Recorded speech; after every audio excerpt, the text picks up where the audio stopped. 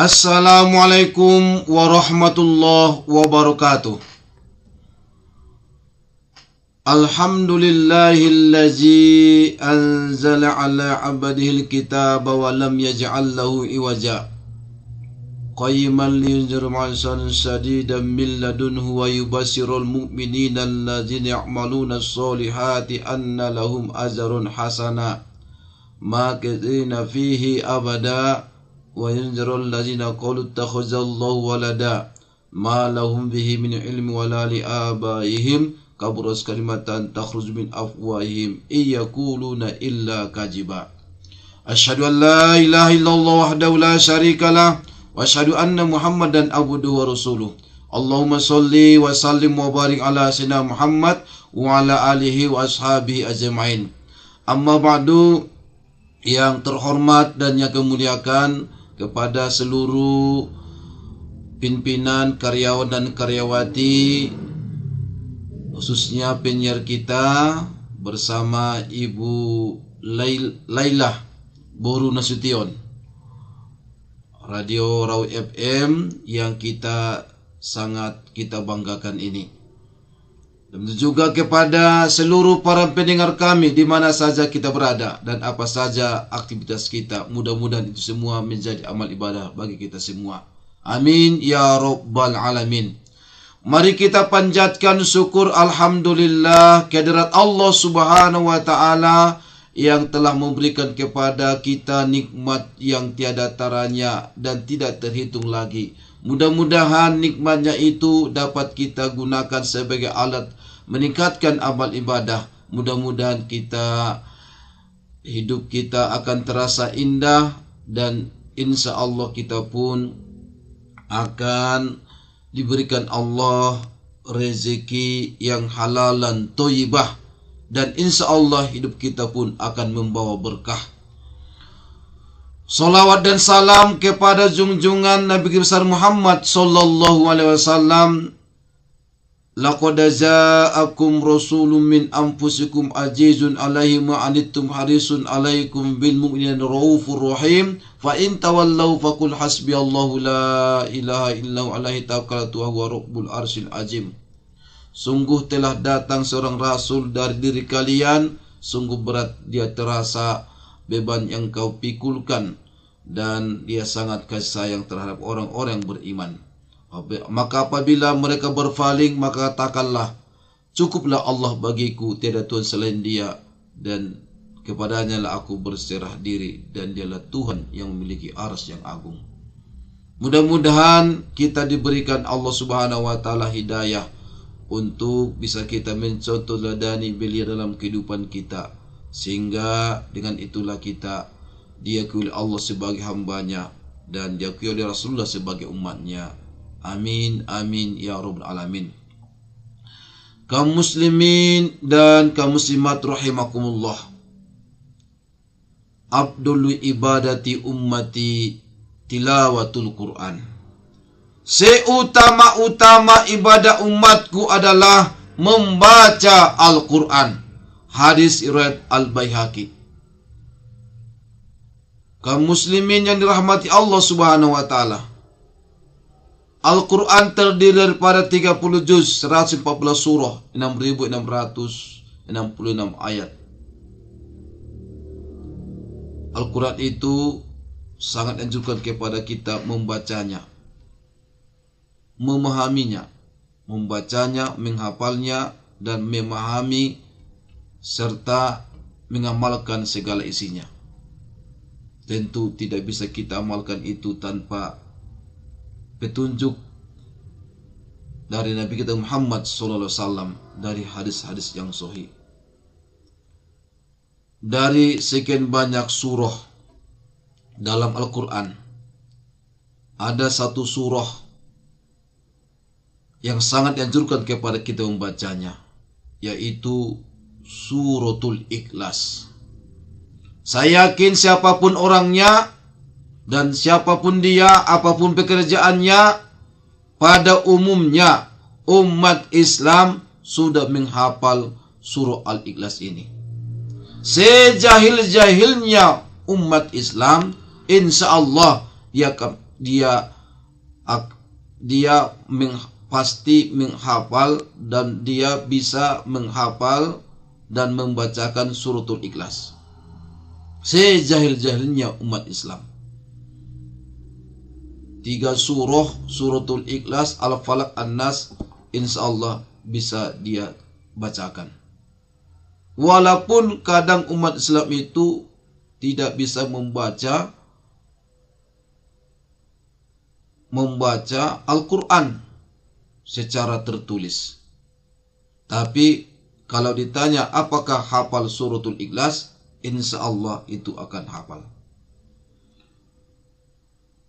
Bismillahirrahmanirrahim. Qul huwallahu ahada, Allahus samada, lam yalid wa lam yulada wa lam yakul lahu kufuwan ahada. Katakanlah, dialah Allah yang Maha Esa. Allah adalah Tuhan yang bergantung kepadanya segala sesuatu. Dia tidak beranak dan tidak pula diperanakkan, dan tidak ada seorang pun yang setara dengan dia. Suratul Ikhlas ada pada surah yang ke-112. Setelah itu suratul Falaq dan ditutup dengan surah An-Nas, surah yang terakhir. Apa asbabun nuzul daripada suratul Ikhlas ini?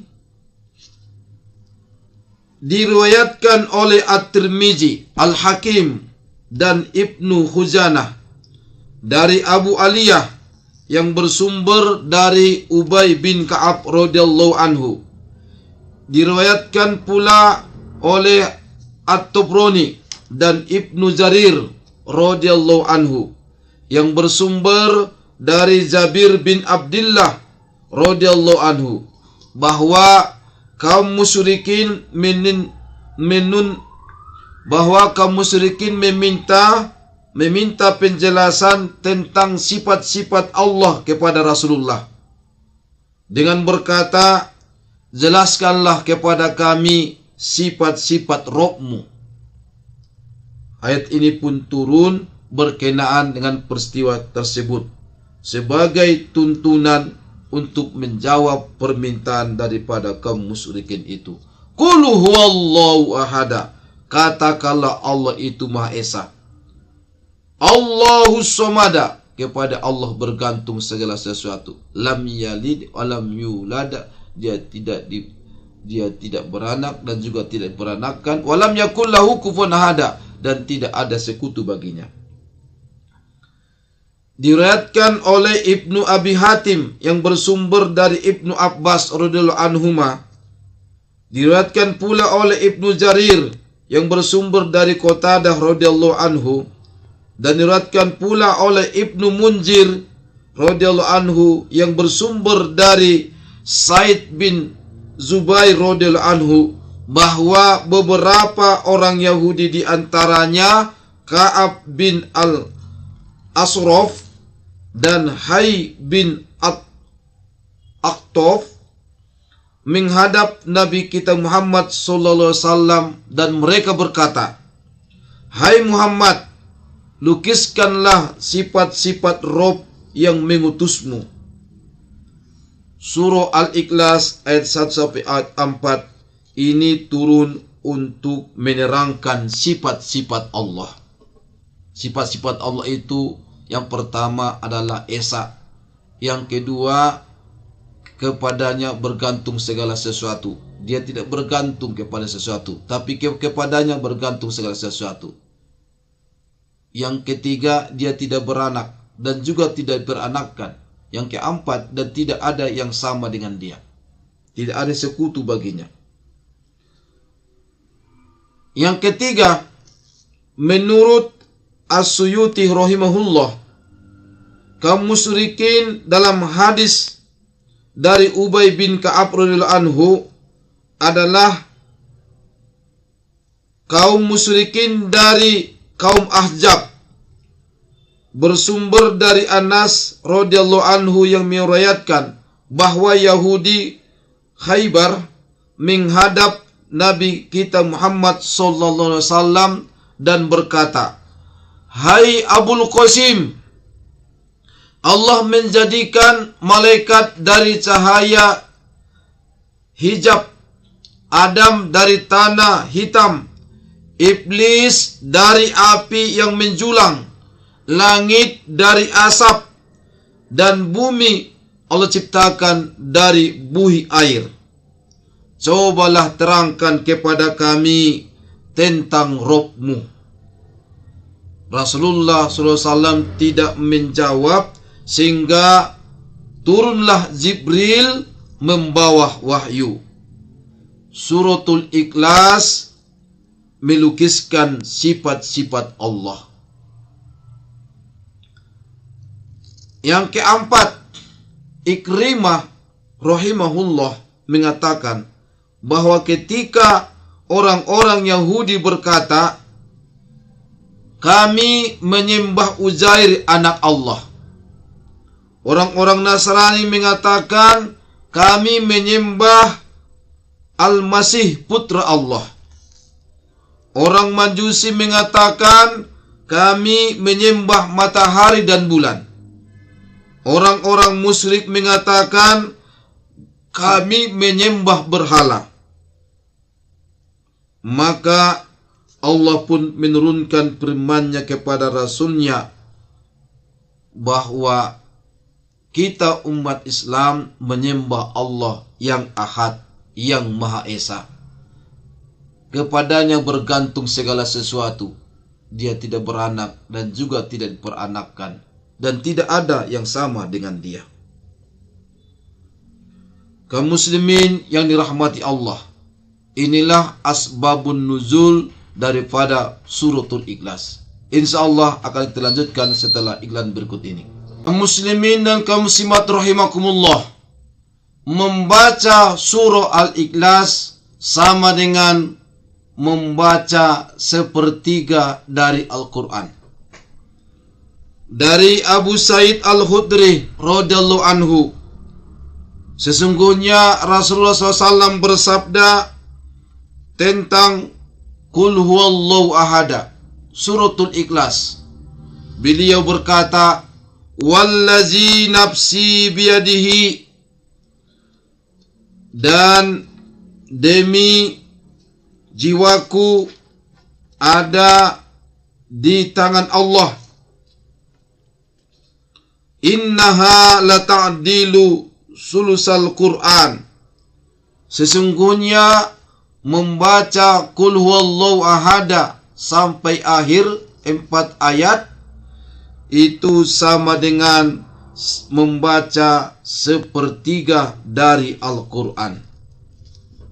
Dalam riwayat yang lain disebutkan bahwa Rasulullah sallallahu alaihi wasallam bersabda kepada para sahabatnya, "Apakah salah seorang merasa lemah untuk membaca sepertiga Al-Quran pada satu malam?"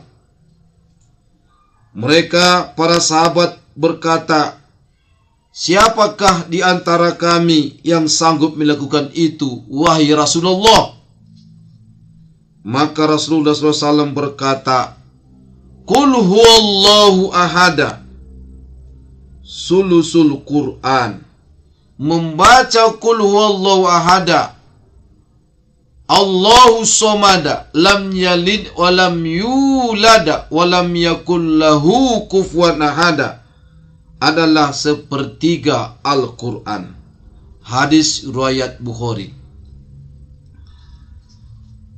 Dari Abu Sa'id Al-Khudri radhiyallahu anhu, ada seseorang mendengar seseorang laki-laki membaca Qul huwallahu ahada dengan terus mengulang-ulangi membaca Qul huwallahu ahada. Maka ketika waktu subuh tiba, ia datang kepada Rasulullah sallallahu alaihi wasallam lalu menyebutkan tentang hal itu kepada beliau, seolah-olah orang itu menganggap kecil atas perbuatan seseorang yang sering membaca Qul Huwallah secara berulang-ulang. Maka Rasulullah SAW berkata, demi diriku yang ada di tangannya, sesungguhnya itu sama dengan sepertiga Al-Quran. Qul huwallahu ahada, innaha ta'dilu sulusal Quran. Kaum muslimin yang dirahmati Allah Subhanahu wa ta'ala,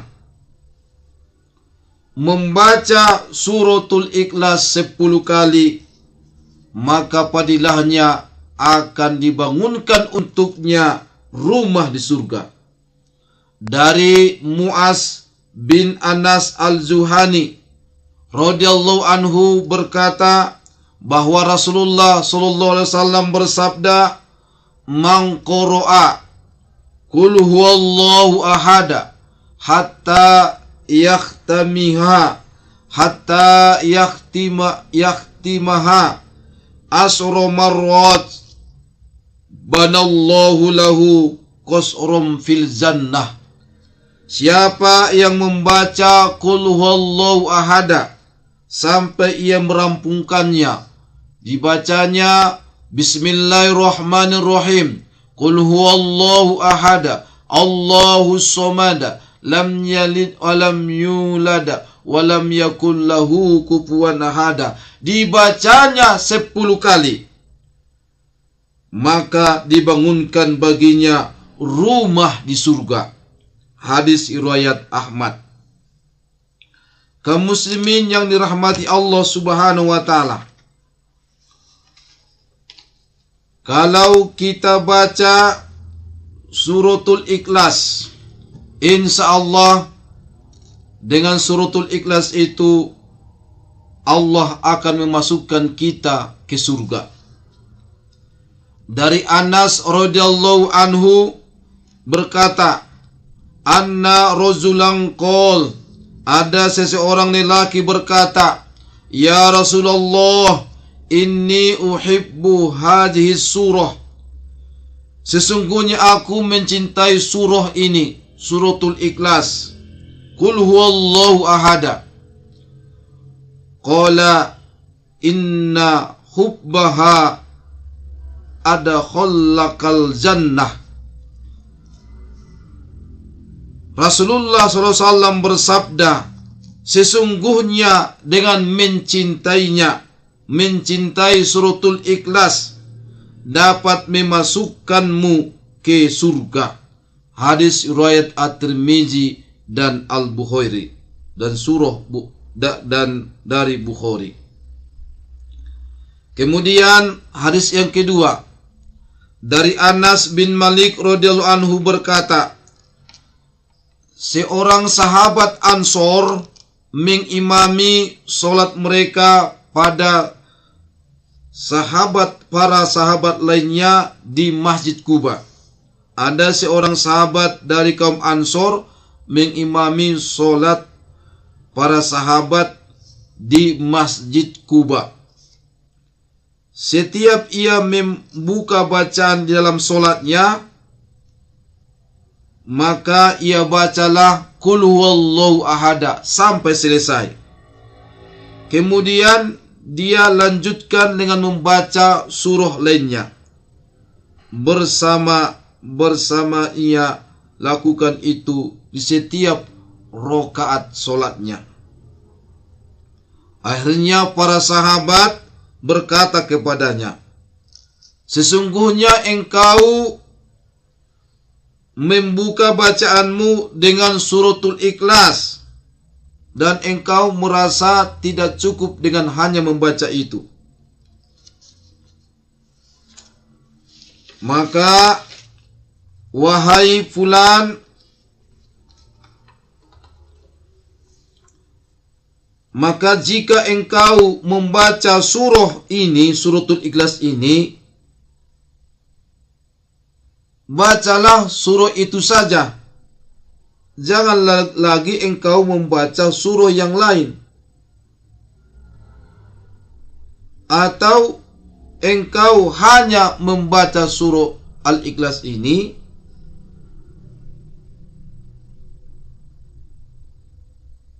dan tidak membaca surah yang lainnya.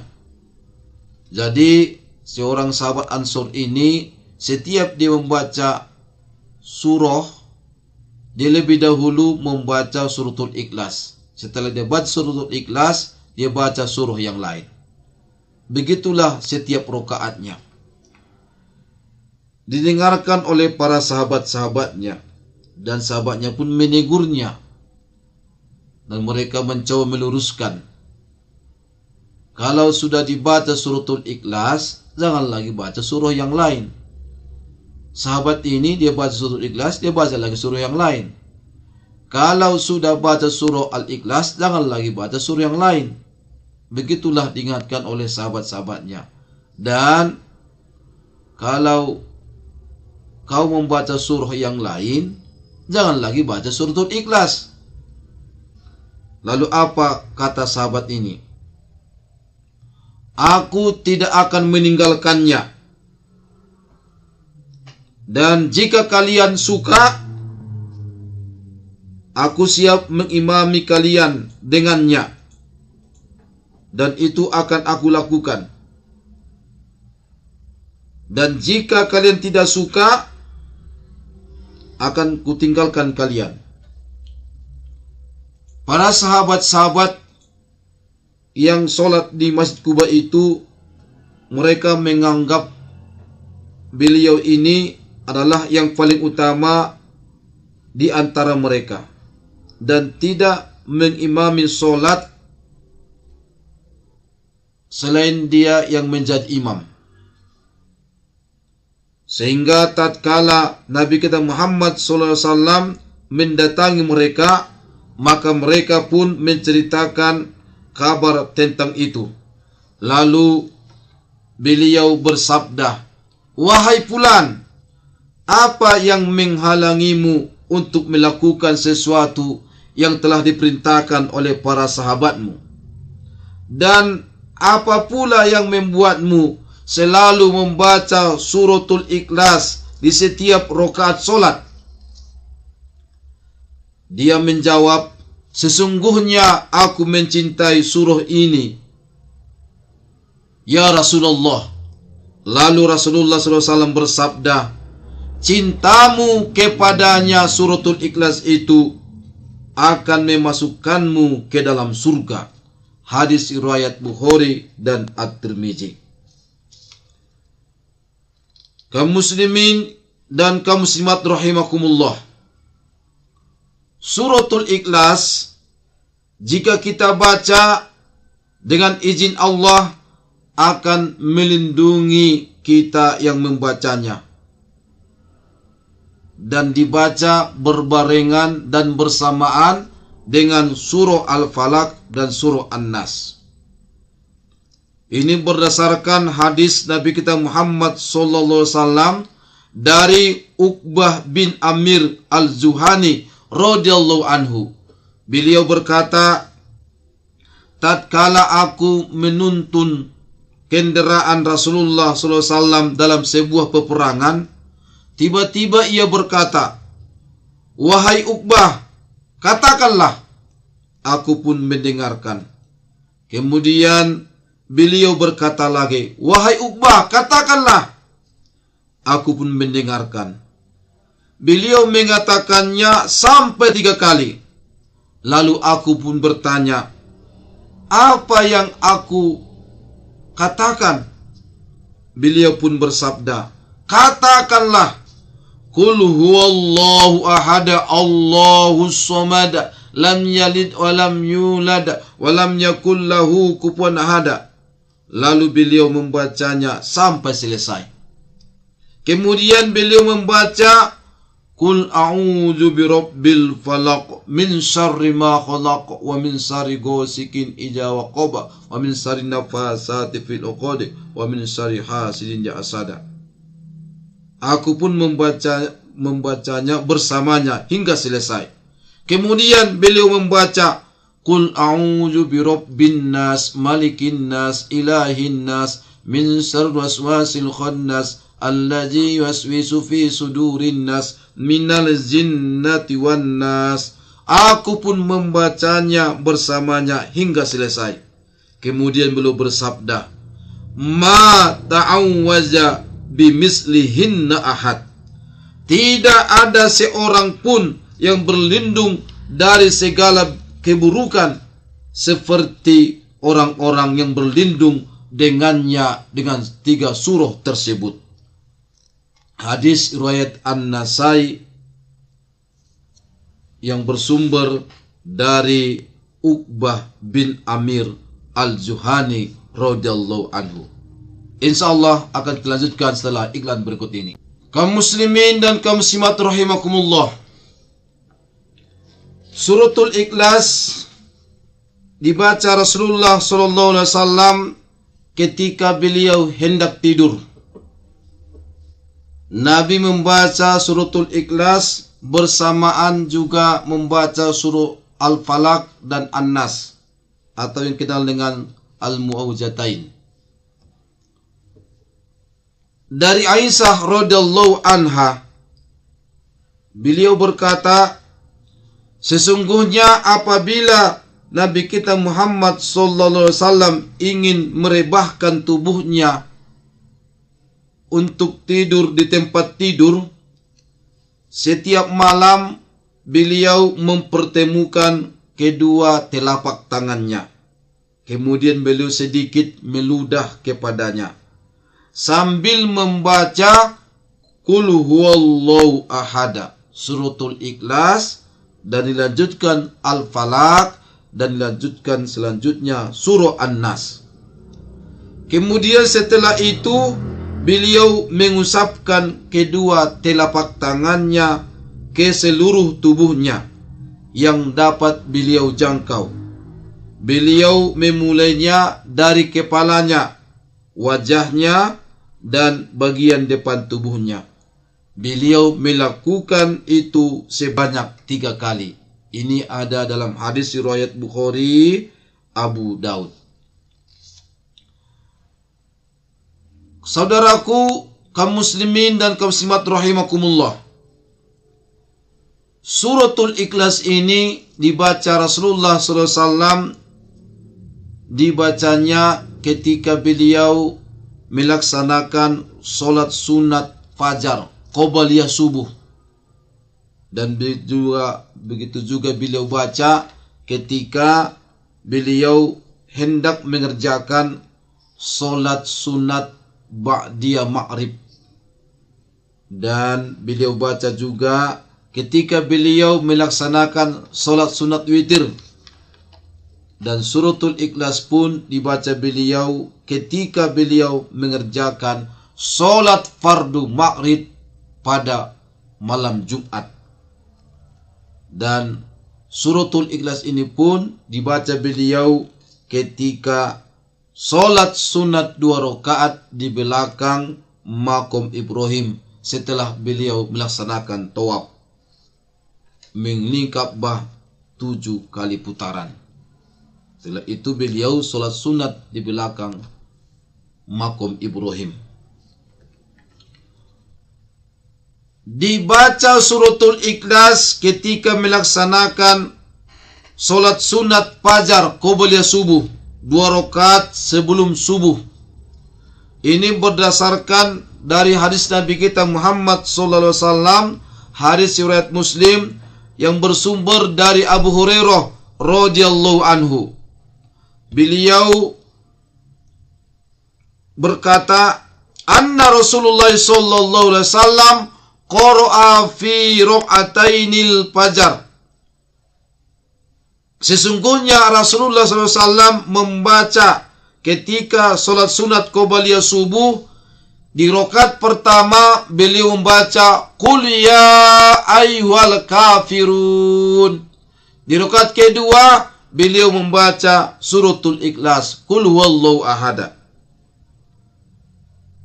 Dalam hadis yang lain dari Ibnu Umar radhiyallahu anhuma, ia pun berkata, Aku telah memperhatikan Nabi kita Muhammad sallallahu alaihi wasallam selama sebulan. Beliau membaca pada 2 rakaat sebelum subuh. Di rakaat pertama membaca Al-Kafirun dan di rakaat yang kedua membaca suratul Ikhlas. Hadis riwayat Tirmizi dan Ibnu Majah. Dalam hadis yang lain yang bersumber dari Aisyah radhiyallahu anha, Rasulullah SAW bersabda, sebaik-baik surah yang dibaca ketika sholat 2 rakaat qobliyah subuh, di rakaat pertama membaca Qul ya ayyuhal kafirun sampai selesai dan suratul Ikhlas Qul huwallahu ahad sampai selesai. Hadis riwayat Ibnu Huzaimah. Kemudian suratul Ikhlas ini juga dibaca Rasulullah SAW ketika melaksanakan solat sunat ba'diyah maghrib. Solat sunat rawatib 2 rakaat setelah solat maghrib. Yang bersumber dari Abdullah bin Mas'ud radhiyallahu anhu mengatakan, aku tidak dapat menghitung karena sangat siringnya aku mendengar Rasulullah SAW membaca surah pada 2 rakaat ba'diyah maghrib dan 2 rakaat pada qobliyah subuh. Yang dibaca Rasulullah pada rakaat pertama adalah Al-Kafirun dan pada rakaat yang kedua dibaca Rasulullah adalah suratul Ikhlas Qul huwallahu ahad. Hadis riwayat Tirmizi. Kemudian suratul Ikhlas juga dibaca Rasulullah ketika melaksanakan sholat sunat witir yang 3 rakaat. Dari Abdul Aziz bin Jurais radhiyallahu anhu, beliau berkata, aku menanyakan pada Aisyah radhiyallahu anha, surah apa yang dibaca oleh Rasulullah SAW setelah membaca surah Al-Fatihah ketika sholat witir? Aisyah radhiyallahu anha menjawab, Nabi sallallahu alaihi wasallam membaca pada rakaat pertama setelah dia baca surah Al-Fatihah, dia bacalah surah Al-A'la, Sabbihisma rabbikal a'la. Dan pada rakaat yang kedua dia baca suratul Kafirun, Al-Kafirun, Qul ya ayyuhal kafirun. Dan ketika pada rakaat ketiga dia baca suratul Ikhlas, Al-Falaq dan An-Nas. Pada rakaat ketiga itu dibacanya 3 surah, suratul Ikhlas, Al-Falaq dan An-Nas. Kemudian suratul Ikhlas ini dibaca Rasulullah secara khusus pada malam Jumat pada salat Maghrib. Dari hadis Nabi kita yang bersumber dari Jabir bin Samurah radhiyallahu anhu, beliau mengatakan, Nabi sallallahu alaihi wasallam biasa ketika salat Maghrib pada malam Jumat membaca pada rakaat pertama dia baca Al-Kafirun dan pada rakaat yang kedua dia baca suratul Ikhlas. Sanad hadis ini sahih menurut Syekh Al-Albani. Kemudian yang terakhir, suratul Ikhlas ini dibaca Rasulullah SAW ketika solat sunat 2 rakaat di belakang Maqam Ibrahim setelah beliau melaksanakan tawaf 7 kali putaran. Itu bersumber dari Jabir bin Abdullah radhiyallahu anhu, yang beliau terangkan bahwa Rasulullah SAW setelah melaksanakan tawaf 7 kali putaran, beliau melaksanakan solat sunat 2 rakaat dan pada rakaat yang kedua beliau baca Qul huwallahu ahad, suratul Ikhlas. Inilah saudara-saudariku yang dapat kami sampaikan. Mudah-mudahan dari suratul Ikhlas ini yang mengajarkan kepada kita tauhid, akidah, sifat-sifat Allah yang harus kita pegang teguh dan kita yakini seyakin-yakinnya. Dan telah kami sampaikan asbabun nuzul daripada ayat ini. Dan itu juga kami telah sampaikan kepada kita semua keutamaan-keutamaan membaca suratul Ikhlas. Dan kapan Rasulullah SAW membacanya suratul Ikhlas ini telah kami sampaikan. Mudah-mudahan dapat kita pahami dan dapat kita amalkan dalam kehidupan kita sehari-hari. Mudah-mudahan suratul Ikhlas ini memberikan berkah kepada kita semua. Amin, amin ya rabbal alamin. Wallahu muwafiq ila aqwamit thoriq. Billahi taufiq wal hidayah. Assalamualaikum warahmatullahi wabarakatuh.